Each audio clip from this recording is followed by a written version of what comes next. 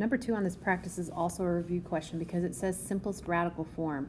Sine, cosine, and tangent in almost all calculators will not be giving you simplest radical form.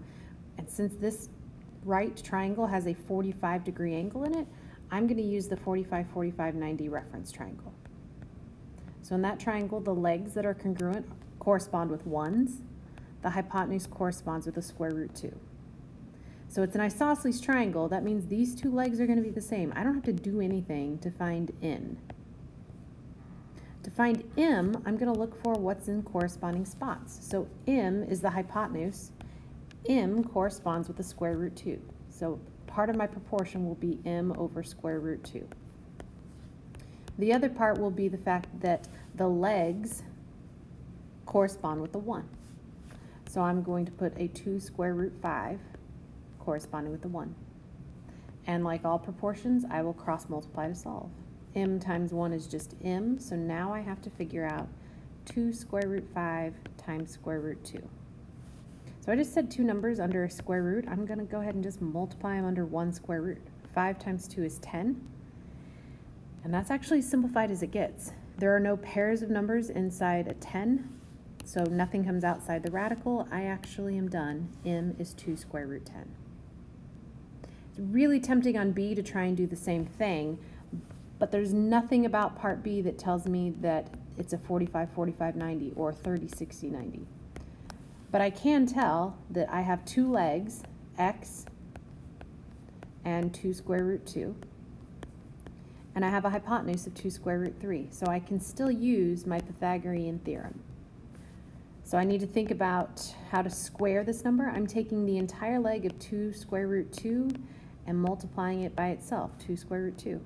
So just like that last problem, I'm going to multiply the numbers outside the radical, and I'm going to multiply the numbers inside the radical. So for this problem, it turns out to be 4 root 4, and that's a perfect square. So the square root of 4 is just a regular 2. So that leg squared turns out to be 8. I'm going to have to do a very similar process with this 2 root 3 times itself. I'm going to multiply my numbers outside the radical. I'm going to multiply the numbers inside the radical. 4 is on the outside, 9 is under my radical, and that's a perfect square. That turns out to be 12. So by squaring my numbers, my new equation is x squared plus 8 is equal to 12. So I'm going to finish solving by moving the 8. I'm going to get x squared equals 4. I'm going to solve by square roots, and that side length will be 2 kilometers long. Last one here, still wanting simplest radical form, and I noticed this one, I can't use the Pythagorean theorem because I don't know enough of my sides, but I do see a 30, 60, 90 triangle. So I'm going to remember that across from the 60-degree angle is that square root 3. The hypotenuse is always the 2, and the shortest leg always corresponds with the 1. So I see that V is in that 1's spot.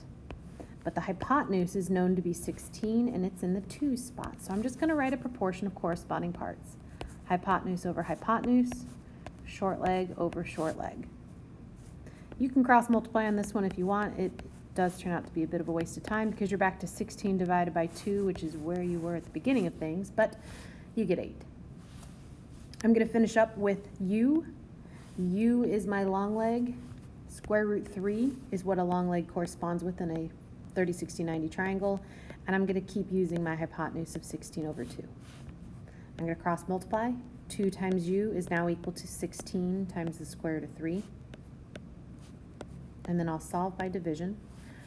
I don't have another radical to divide with, so there still will be a root 3, but I'll have 16 divided by 2.